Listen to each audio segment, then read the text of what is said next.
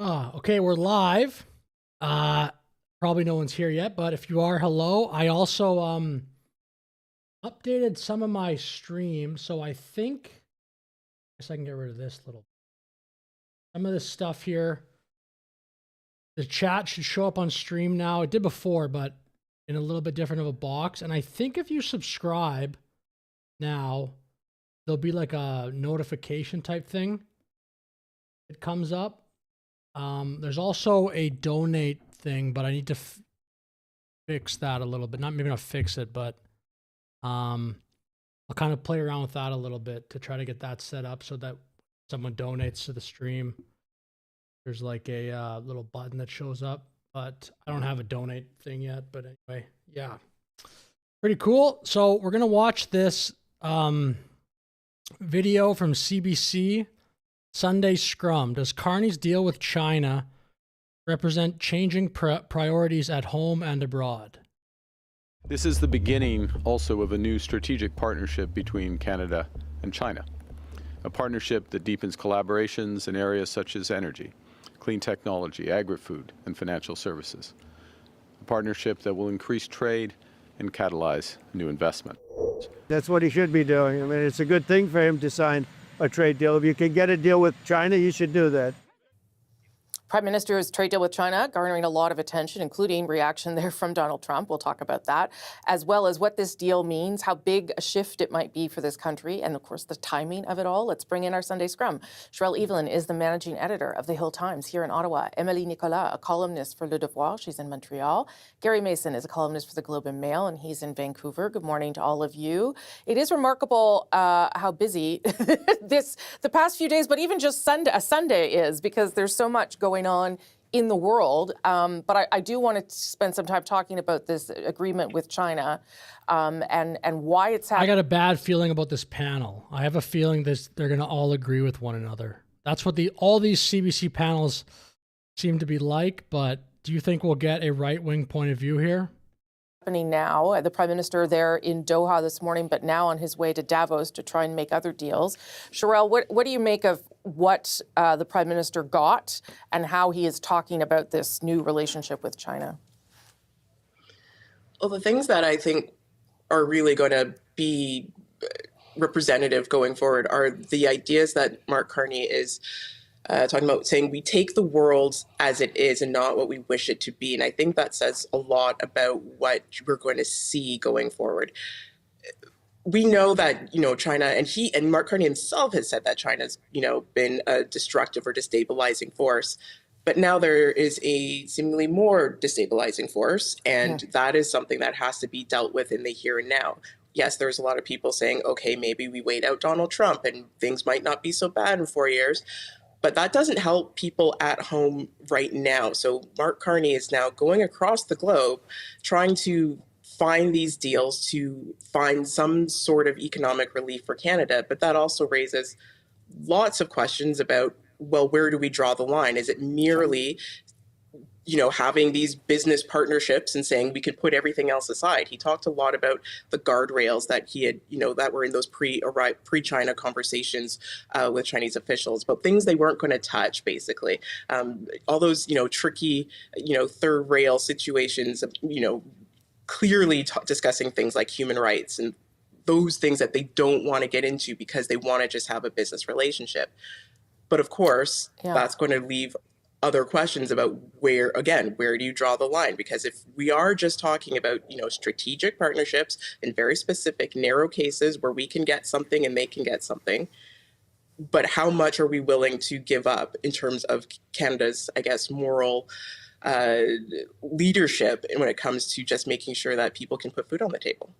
Well, and it comes, Emily, to all of Sherelle's excellent points, as the Prime Minister himself agrees with that notion that China is more reliable and more predictable than the United States. I think that's probably a fair assessment, frankly, given what's happened just over this weekend, the threats that Donald Trump has made. What does that tell you about how Ottawa is approaching these things? I think it's very helpful for us to even be having this conversation on basically the economy versus morals. I think for for Canada, for most Canadians, it's going to be clearer and more of a reflex when it comes to engaging in relationship with China. But in hindsight and with perspective, is also we could be raising exactly the same question with our relationship with the U.S. Where are our guardrails when it comes to human rights abuse?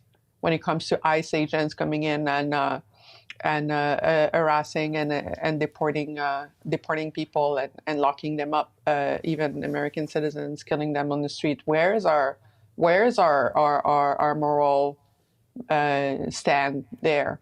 We don't have one, and so because we don't have one there, it's a form of relativism that is. This is so unfair, though. America, like the things that happen in other countries aren't televised for the world to see. They get hidden. Really hard to swallow what I'm discussing, but I think this is what Mark Carney was hinting to when he said we take the world as it is. There is not a large power that is ethical for Canada to trade with right now. So we just have to deal with everybody that's out there, and I think See, I'm gonna probably not even finish this video because it's very disappointing. It's just gonna be Trump derangement syndrome from the entire panel. Again, like I don't think is any way the CBC would. I don't think what I'm saying is even remotely debatable. That CBC would not function without taxpayer money because they don't care apparently about being exciting, about getting on opposing views. This is so insane. What's the point of having a panel if you're all going to sit there and agree with one another? If you cannot rely on people's ethical stance when it comes to commercial relationship, what you can do to protect your own capacity to be taking decisions on your own and protect your own sovereignty is really just to diversify, not to put your eggs all in the same basket, and make sure that there is basically evil everywhere, but you're not too dependent on one sort of evil. Oh my gosh, man. I think it's not the way obviously the Prime Minister's office would phrase it, but I think this is where we are in 2026 and that we need to get used to it. Yeah, though they have said, or he has said, we have become over-dependent on the United States, and that's obviously. Stephen Harper even said that actually in a recent interview, which I don't know. I don't mind the argument of like you want to diversify your trade. I think that's fine. But yeah, I'm gonna try to make this maybe this will be a bit better. The sound settings. Part of the issue too. Gary, we did see the U.S. Trade Representative Jamieson Greer criticize the deal, but President Trump was kind of nonplussed. I wonder what you make of those reactions and whether any of that matters. Yeah, I don't think it matters. I mean, it sounds like Carney gave the U.S. a heads up that he was going to be doing this. I mean, Rosemary, let's not forget the fact that 100% tariff on the Chinese EVs that Canada put in place was really done at the behest of the United States. The United States did it first, and they urged us to do the same. So the North American car market wouldn't be flooded with cheap EVs.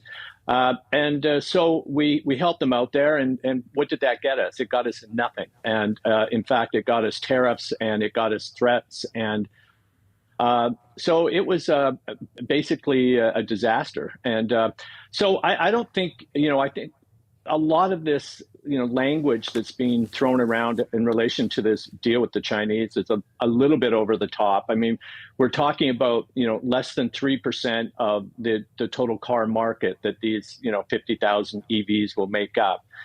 And let's not forget the fact that, gasoline-powered cars, the sale of gasoline-powered cars in the world peaked in 2016. Yeah, I actually don't think I'm even going to finish this this segment here. This is so pathetic. And what is this this white guy? Is he going to get on there and debate with 3 women? He's not going to do that because CBC will never have him back. That's how like soft the media market is in Canada. So this is going to be just a complete waste of my time. Maybe I'll try the CTV one sometimes. maybe this will be a little bit better. And then if not, I'll just kind of head on to some other videos from some independent creators. But that was very disappointing, but not surprising, of course. I just don't think that we're going to get anything of value from listening to people go on about Trump derangement syndrome on CBC. Okay, now we're here. CTV. How will the Canada-China deal impact Canada's relationship to the U.S.? Canada and China have reached a preliminary but landmark trade agreement to remove trade barriers and reduce tariffs. This was not thought out properly. It wasn't consulted. It was a knee-jerk reaction as far as I'm concerned. And this is going to be a big, big problem. Prime Minister Mark Big problem. Doug Ford is a clown. Carney's deal with Chinese President Xi Jinping is receiving mixed reviews here in Canada. Prairie premiers are welcoming the relief for their agricultural industries. Ontario Premier Doug Ford, though, is decrying the deal as terrible for his province's auto industry. Our Sunday strategy session is here. Kathleen Monk is a former NDP strategist and director of communications to the late Jack Layton. Corey Teneycke was Ontario Premier Doug Ford's campaign manager and former... This guy is another person I would consider a very fake conservative. I've never heard him say anything conservative, but apparently he's like a conservative strategist or something. Director of Communications for Prime Minister Stephen Harper. And Scott Reid is a CTV News political analyst and former Communications Director to Prime Minister Paul Martin. Hi, everybody. This guy's another clown with the blue glasses. He went on a rant when Nova Scotia was banning hikers, like a dumb rant. I believe the rant was basically in favor of banning hikers. Nice to see you again. I guess it's very late to say Happy New Year, but it is our first meeting in the new year. Scott, I'll start with you.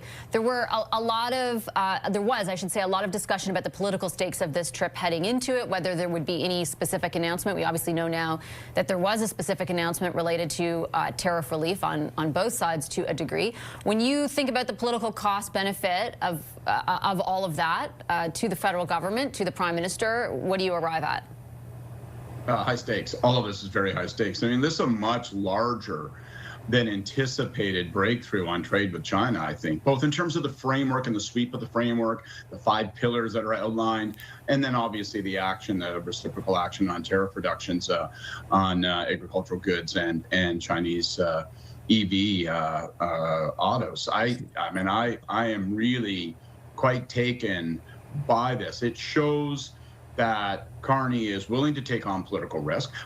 Political risk, and obviously Scott Moe, from Saskatchewan is going to be pleased with this. Doug Ford immediately voicing his displeasure. But also political risk in terms of how does this work vis-a-vis the United States? What does this do? And from my reading of it, Carney is making a bet here. And Carney's bet is that this will strengthen his hand in CUSMA discussions. Because you'll be able to go into Ford and say, go into Trump and say, like, you may regard the importation of EV vehicles as something that bothers you, but unless you want to see that schedule accelerated, then you're going to have to give a little, not just take. And it may strengthen our hand at that table. On the other hand, Donald Trump is an unpredictable bear, and so he may just erupt and roar. We'll have to wait and see. But clearly, Carney is willing to roll some dice, take some chances, and make some moves. This is a pretty bold outcome. I don't mind that take. I think that's pretty reasonable what he just said there. Surprised, Corey, at the sort of specificity, the scope of what was arrived at, because the expectation setting ahead of the trip was not that there would be this sort of quid pro quo, which ended up materializing. Well, perhaps for the first time in the history of this government, they lowered expectations and then overachieved on them, which is quite the opposite of what they have done in a number of circumstances in the past. Yeah, I'm a bit surprised. I think the politics of this, within Canada are problematic for Carney. The parts of the country that grow canola, and including my own family's farm, are pretty solidly conservative, and there's no indication that that's ever going to change. And the places that produce automobiles that are going to be hammered by this agreement are swing seats, each and every one of them. So and there are a lot of them. So I think the politics of it could be challenging for Carney. It's interesting because when we talk about the concept of political risk, as Corey was detailing that, it reminded me it's the second time we've basically had that conversation. The MOU was the first, right? Right. Essentially, like, what do you politically have to gain from an agreement that favors Alberta and Saskatchewan, or in this case, Saskatchewan and Manitoba, where you have nowhere near the electoral calculation that you would in Ontario?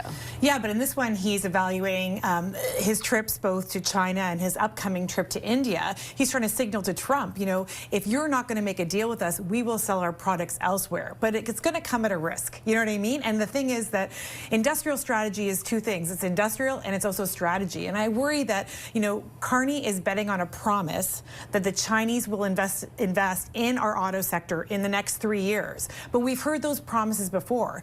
And auto workers in Ontario basically, you know, don't live and don't feed their families on promises. They don't, you know, a wing and a prayer is not enough for industrial strategy. People live paycheck to paycheck. They don't live on talking points that are like, for 2030, we're going to have these investments, or 2035, we're going to have these investments in our auto industry. And sure, there are some guardrails that the Canadian government have put into this agreement with China, but are they enough? You know, are we getting enough? And actually, will the investment come? And I think, you know, we've seen over the past 4 or 5 years, you know, the investments, Stellantis, Honda, you name it, Northvolt, some of those have worked out, others have not. But the one way to ensure that they're not going to work out is by, you know, dumping a bunch of potentially Chinese AVs and getting China to have a foothold in our Ontario-based auto sector. I'll just add one more quick thing if I can. I think that Carney's largely betting on the fact that Canadians generally, their sentiment towards China has changed. You know, 4 or 5 years ago, Canadians were angry with China. Now, Canadians are more angry with the U.S., right? And I think that is giving him the allowance to make this deal now. Sure, he's also getting a lot of great stuff for farmers and our fishers, our fish harvesters, you name it. But I think it's basically the fact that Canadian sentiment has changed so much since the hostage crisis, the hostage diplomacy, the two Michaels, all that stuff that happened 4 or 5 years ago to where we are today, and the real anger people are feeling towards the States. The key, though, from a sort of crassly political perspective, will be if that remains the case, Scott, right? Because it changes quickly when they kidnap our citizens, or they, you know, try to invade Taiwan. Like, there are lots of controversial things that could still happen that could swing that public sentiment. No question. Carney's assuming risk here, and he's assuming risk by having to deal more closely with a regime that has demonstrated flatly that it can't be trusted. But I think that Carney's also, you know, taking the fundamental calculation. And there are raw electoral politics to be considered here, like how's this going to play in St. Thomas and Oakville, of course. But I think his broader analysis is, I've got to figure out this relationship with the United States. And by saying we're going to permit some EVs in and the possibility of many more, that gives him something to take off the table with Donald Trump if Donald Trump is willing to deal. And when Donald Trump holds a press conference and says, CUSMA's irrelevant to me, Canada has nothing I want, go fish. I think that Carney's left with a view that, well, let's call this bluff. Let's start to integrate more with China. And he's going to do the same when it comes to India and with Brazil. And the message will be, let's do a deal, or fine, if you're going to shut the drawbridge closed between Canada and the United States, we will have no choice but to deal with these regimes, however dangerous, however risky, and sometimes however unpalatable that might be. It's one of the first examples, though, jumping off Scott's point, Corey, where the Prime Minister has done something that could ruffle the bear in Trump, right? In most instances, actually, it's run counter to the messaging during the campaign, and he's done a lot of stuff that you didn't think that they would do in order to take down the temperature. Why on this front do you think the calculation was to do something differently? I'm not entirely sure, to be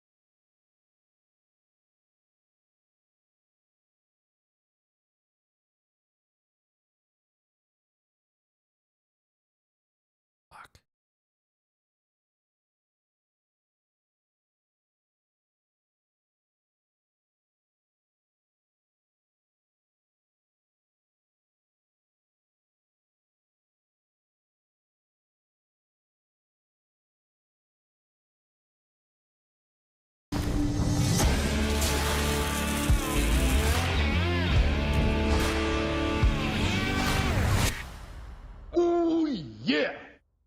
What's going on, ladies and gentlemen? Welcome back to The Fringe. We got to talk about what happened yesterday in Edmonton because it was off the chain. I understand a lot of people tuned into our live stream yesterday. My apologies for that live stream. I don't know if you guys saw with PJ the Belt as well. The cell reception in that area was just awful. I don't know if it's the trees that are sheltering your connections out there or the buildings that are surrounding Rundle Park in Edmonton, but it's just so choppy and so awful. On all the streams, they were grainy. You couldn't really get anything, but luckily there was some footage that was shared online that we're going to talk about because the mainstream media folks, I've often talked about how they're going to attack this, that they're going to start. It was very choppy. Sideline their news for the lefties, for their government handouts. Global News is probably next, and then CBC, of course, the worst. But they really took a dive here because I was skeptical when somebody sent me this article and said long lineups in Edmonton for Alberta separation petition canvassing event. I want to go through what they state happened in this article because we got a little bit of fact checking to do. A little bit of misinformation going on here, CTV. Now, keep in mind, this article came out yesterday at 7:02 p.m. So for the majority of the day, they had seen what had happened, so there couldn't be any kind of misrepresentation here. Another Alberta separation petition event held in Edmonton on Saturday afternoon saw long lineups around Rundle Park. Stay Free Alberta, the group heading the petition for a referendum question on whether Alberta should separate from Canada, has been hosting canvassing and educational blitzes province-wide since their elections Alberta approval to do so in early January. I love how this is already going. Can't you tell where this is going? Here's the funniest part that got me to make this video.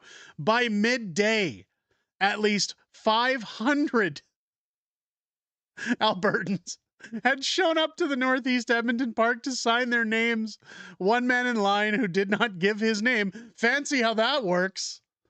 A man in line who didn't give his name. You know why? Because you guys weren't even there. You weren't asking questions. Let's start from the top as I try to compose myself. By midday, at least, I can't even say it, but at least 500 Albertans had shown up to the Northeast Park to sign their names. One man in line who did not give his name said he expected more than 1,000 signatures before the day was done. Give me a break. Did AI write this for them? Is that what you're doing, CTV? Is AI writing your articles now? We need a choice, and right now we don't have a choice. Our government is doing whatever they want, he told CTV News Edmonton on his decision to sign the petition. I think it's incredible. I'm so happy to be around like-minded people, said one woman who gave her name as Janine. People want change. We're not happy with how we're treated by the federal government. We work really hard, and we're treated like the cash cow, and we're totally disrespected by Ottawa. Others waiting to sign echoed those sentiments, saying they were happy to see long queues. But if only 500 Albertans had come out, you should have been able to talk to the majority of them, CTV. What's funny is I posted this video clip on Twitter yesterday. We showed this in our video yesterday. Keep in mind, this is almost 200,000 views on Twitter. Edmonton is on fire for Alberta independence. The largest lines we've ever seen, thousands queuing up to sign and fight for freedom. It looked like thousands to me, that's for sure. Whoops. For Ottawa's grip. This is the momentum we've been waiting for. Watch the chaos unfold in this video. Who's with us? Let's take a look. Let's take a look at the video. This is a viewer from the channel sent me this video at 5 after 10 yesterday morning, 5 minutes after signing had opened in Rundle Park. Just for context, because CTV had said over 500 Albertans had shown up with signatures hoping to be 1,000. Really, CTV? Let's take a look. Yeah, CTV saying there's only 500 people here? I wasn't 500 Albertans had shown up with, because CTV had said over 500 Albertans had shown up with signatures hoping to be 1,000. Really, CTV? Let's take a look. Yeah, if that's the way they said it, that sounds like some deception, because sure, it's over 500, but what if the number was actually 3,000? That technically is over 500, but we watched part of this yesterday. Yeah, whatever the amount of people here is obviously well north of 500.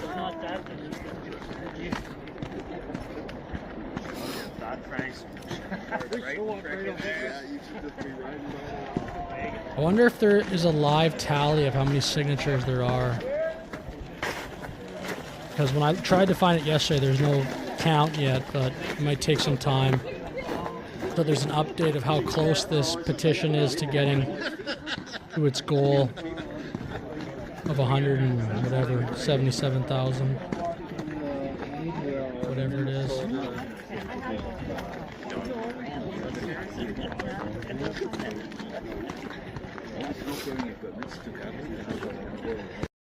You know what? Maybe you're right. Maybe that's 500 people.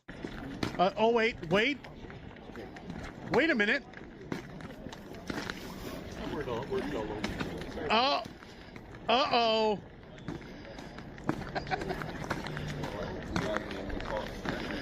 Uh-oh. Yeah, this will be fun to watch.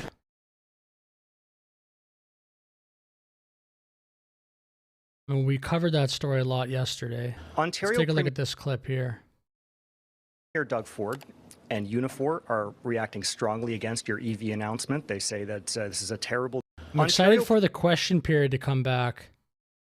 We can see some debates live. I'll probably go live during those. That'll be fun. Ontario Premier Doug Ford and Unifor are reacting strongly against your EV announcement. They say that this is a terrible deal that is giving a toehold into the domestic market for an industry that is heavily state subsidized. So what assurances can you give to unionized workers in Canada in the auto sector? And have you had any conversations with Chinese companies about potential investment or opening factories in Canada? That's a good question. Thank you for the question. So let's look at the. Let me just recap.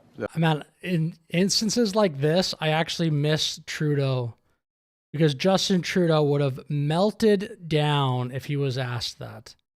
Justin Trudeau is so lucky that during his time as prime minister, wokeness overtook the world, and a lot of the questions that he got were, "What are you doing to ensure Indigenous people feel at home?" Or "What are you doing to diversify the culture in Canada?" He got so many stupid questions that were just reflective of the woke insanity that took over the world. And then Trudeau knew how to answer those, because that's the kind of crap he believes in. But like, if that question was asked to Trudeau by that reporter, I mean, he would have melted down. The auto agreement It's important. We need to get the. Let me just recap the auto agreement and go to the question on prospective investment. The first is order of magnitude. 49,000 vehicles is the cap of this agreement. That's the same amount of vehicles that Canada was importing from China in 2023. Okay, so the same level. Although at that time there wasn't a cap. Now there's a cap. First point. Secondly, to put in context of the size of the market, that is less than 3% of the 1.8 million vehicle market for cars and trucks in Canada every year. Every year, that's how many cars and trucks that Canadians purchase. Thirdly, what's in the agreement is a commitment, or it's actually a cap within the cap, in terms of affordable vehicles that scales up quite quickly to 50%. So half of that total amount have to be vehicles priced at EVs at less than $35,000. So there's a big affordability focus there. And then the fourth element is an expectation that there will be Chinese investment, partnering with Canadian companies in Canada, and of course an expectation that meet our labor standards to work with that. There is interest of Chinese firms in doing so. That interest is triggered by this agreement, and it creates the possibility within within our auto sector, which is very large, very diverse, has a number of players, to have companies that are producing affordable cars in Canada for Canadians and providing the type of technology and expertise that's going to help build a more competitive auto market going forward. The other point, sorry, Kyle, last point I'd make is that within the agreement as well is a review after 3 years. So we have to see all these elements that come into place. But how do you know that there's interest? I do know there's interest because we've had direct conversations directly from the Chinese companies, directly from and companies that are amongst the world leaders and collectively are the world leaders in this space, with explicit interest and intention to partner with Canadian companies. So we have, without question, there is direct interest in that. We'll see what comes to pass. This is an opportunity for Ontario. It's an opportunity for Ontario workers, opportunity for Canada, done in a controlled way with a modest start. This is how, it's interesting. The term you used, you said toehold. It's a trial. It's an early stage, and this is the way you bring somebody into the market. But remember, this is a market that is the auto sector, which is evolving very rapidly. And we want to be competitive in this market. We don't want to be competitive in the market of 2000, 2010. We want to be competitive in the market in the future. That is what's going to get great jobs for Ontarians going forward. So, Mr. Chase. Next question. Good afternoon, Steve Chase. Okay, so I don't really know if Mark Carney's gotten schooled yet. That's the title of this video. Globe and Mail. It's about Greenland. I want to talk to you or ask you questions about the new economic coercion that Mr. Trump is directing at our next door neighbor, as well as 7 European allies and Britain. He's talking about 10% tariffs until he's allowed to buy Greenland on 8 countries, and they are going to go up to 25% in June. So my question is, how can Canada accept this? What are you going to do about it, including adding to the military presence in Greenland? And what are you going to tell Mr. Trump? What's your message to Mr. Trump about this economic coercion if you meet him in Davos? Thank you for this very precise questions. It's a serious situation, and we're concerned. We're concerned about this escalation, to be absolutely clear. We always 35. Hey, D2C, what up? What up today? 35K for an EV that spontaneously combusts when it rains and is useless in the winter. I think that's a major point you're making. How are these things going to be in the winter?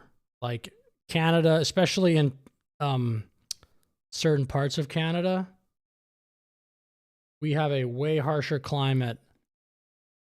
I'm going to look this up actually, because compare China winter, Canada winter.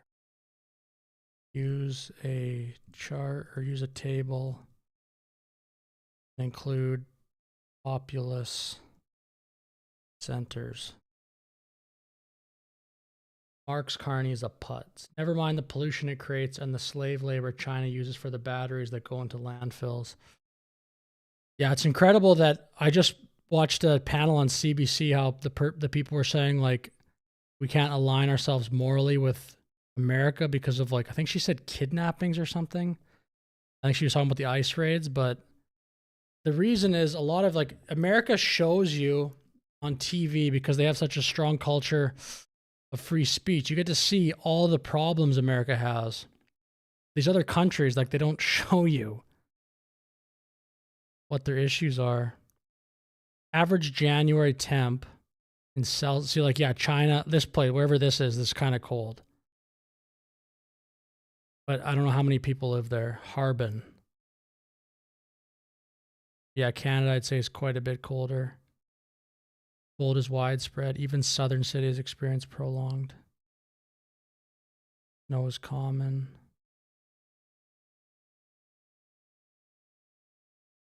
China has greater winter diversity. Canada has more consistently cold winters. I don't even know where Harbin is, though. Harbin. Rivals or exceeds. Wow. So wherever Harbin is freezing. Is that like north? by Russia or something. That's pretty interesting. I'm gonna check that out just for fun. Carbon China.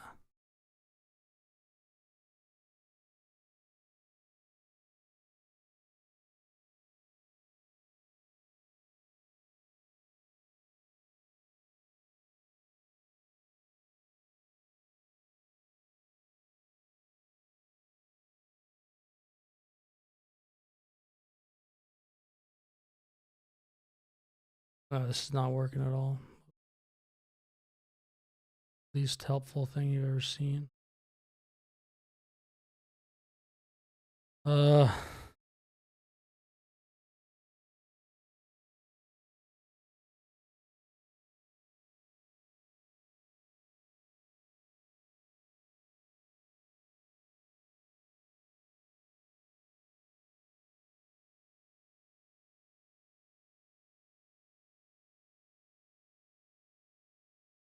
I don't know how it's so cold there. It's just like maybe it's in the mountains or something. That's interesting. I guess it's kind of, this is like Beijing. Oh no, it is northern China. My bad. It's way northern. Yeah, it is kind of up here by Russia. North of North Korea. Carbon. Wow, China's huge. Very cool. Always will support sovereignty and territorial integrity of countries wherever their geographic location is. I might add, to bring it to the ICE protesters will be the current discussion today as part of the discussions the Emir and I had. You are right. There's no way China would be down with that. Yeah, so it's so insane. You're totally right. Those people that are mucking with law enforcement in China, they would not go for that. Series of situations which would have a common element, which is threats to or compromising territorial integrity and sovereignty, Ukraine being a very prominent example. But I'll bring it back now to Greenland. So we will always support that. The future of Greenland, decisions about the future of Greenland are for Greenland and Denmark to decide. And this Trump would not agree with that. And the security of Greenland. Security is first and foremost for them, but very much falls within the responsibilities of NATO.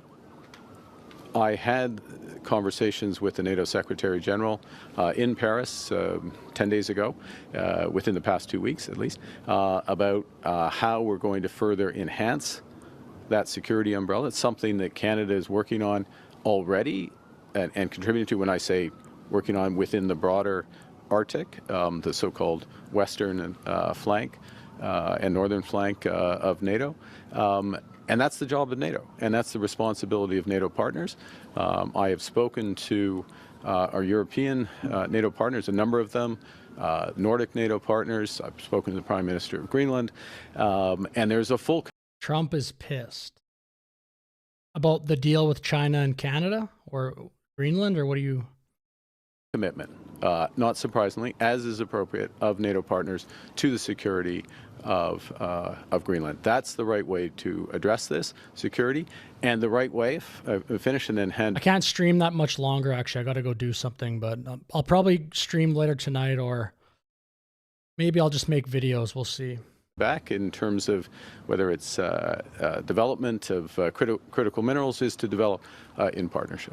You didn't mention the United States once. I asked you, what are you going to say to Mr. Trump about this economic coercion? I'm going to say everything I just said. How's that? You didn't mention USA once. Man, yeah. It's incredible that I kind of miss Trudeau for elements like that. Obviously, I don't actually miss him because he was a terrible leader, but he just melted down in moments like that. Yeah, again, Trudeau got so lucky with the timing that the world kind of went crazy on wokeness when he was there.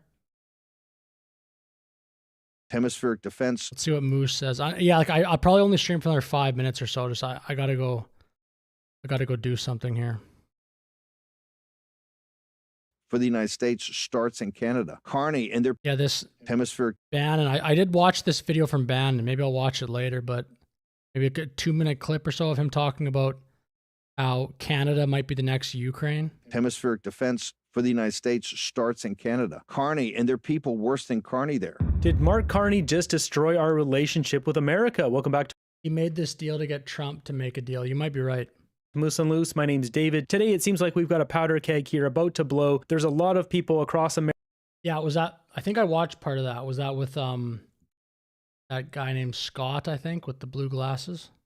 Different organizations in the Trump administration or former Trump administration absolutely grilling Mark Carney on doing a deal with Xi Jinping. We also have a left-wing wingnut trying to entice someone to take out conservative creators at the conservative conference in a couple of weeks. Got a bunch of other stuff here. Let's jump into this. Starting the episode off with this, Table Salt posting a joint. Yeah, that comment on social media was crazy.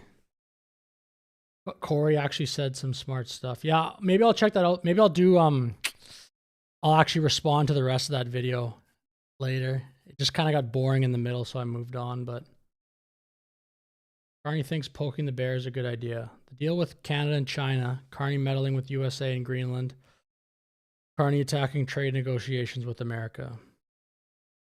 Yeah, I don't know. We'll see what happens. It might just be like a play to try to get Canada more leverage against America, being like, okay, well, we'll just deal with China then, but it's definitely playing with fire. But I don't really know. Carney is a thorn in Trump's, but okay, he is probably, but it's interesting during the election. Do you remember that? It seemed like Trump, I think he even admitted that he wanted the Liberals to win because they'd be easier to deal with. He didn't really seem to have an opinion on the Canadian election.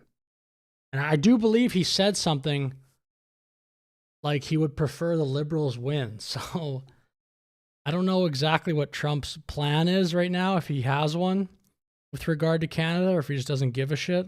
Statement from the China-Canada leaders meeting on the Ministry of Foreign Affairs People's Republic of China website. And what do we see here? Canada reaffirms its long-standing commitment to its One China policy. Are they putting words in our mouth, or did Mark Carney agree to this? The One China policy is the government of China being the sole government, and there is no Taiwan, basically. That's a great way to start this off. Obviously, this is not going to go over well with America, as we see much of the other stuff here. We've got this from David Coletto. That is pretty interesting.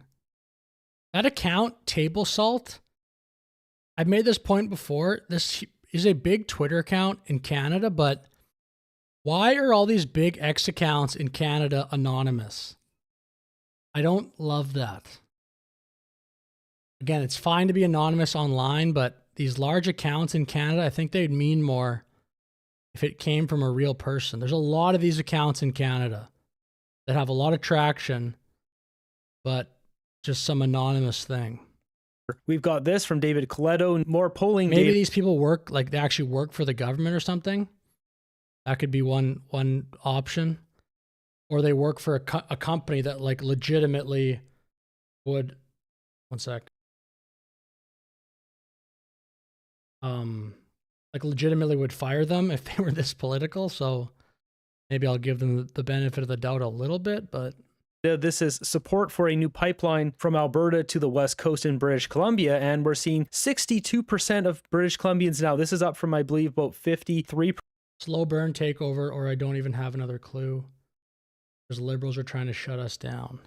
Or 52%. Now 62% of people want a pipeline. 18% say no. Is Mark Carney going to let China come buy some pipelines, build some pipelines, or is it all going to be net zero? I'm sure America wants Keystone going. Well, we've got this article here, PetroChina meeting obstacles as it seeks to buy South Bow pipeline stake. What's going on here? China trying to buy this stake of pipeline between Fort McMurray and Edmonton? PetroChina Canada Limited already owns half of Grand Rapids pipeline in Alberta, but it wants the other half from Calgary-based South Bow Corporation. This is ridiculous. We need to get China out of our country. Considering we have the mayor of Edmonton just went over to China. Mayor Knack opens 2026 with trade trip to Harbin. Edmonton delegation invited to celebrate 40th year anniversary with host city covering most on the ground costs. And it says here, invited by Mayor Wang Heshang, to the 42nd Harbin Ice and Snow Festival marking the 40th anniversary of the Sister City Partnership, Knack said he hopes to advance several economic goals during the 3-day trip. This was back just January 1st, 2026.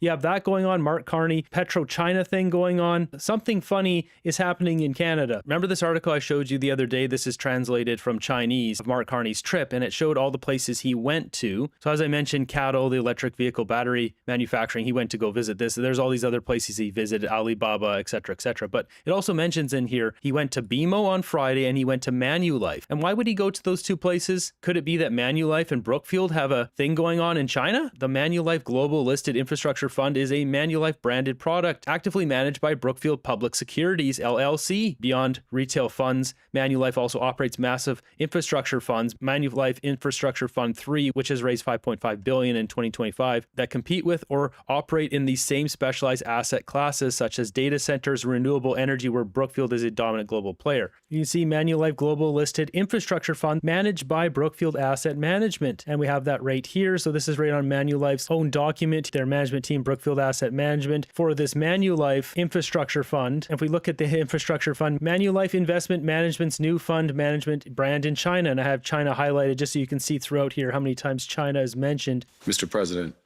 together we can build on the best of what this relationship has been in the past to create a new one, adapted to new global realities. We also have this Manulife buys stake in China-focused infra manager. So this is at infrastructureinvestor.com. The asset management arm of Canada's largest insurer has bought a minority stake in new infrastructure fund manager. It says Alba Men Capital Partners will focus on renewable energy, data centers, and other power-intensive infrastructure assets in China. Yeah, I gotta go. I'd like to keep streaming, but I've got to take off. But yeah, sorry about the short stream. Thank you for watching. Like and subscribe. Have a great day, everyone.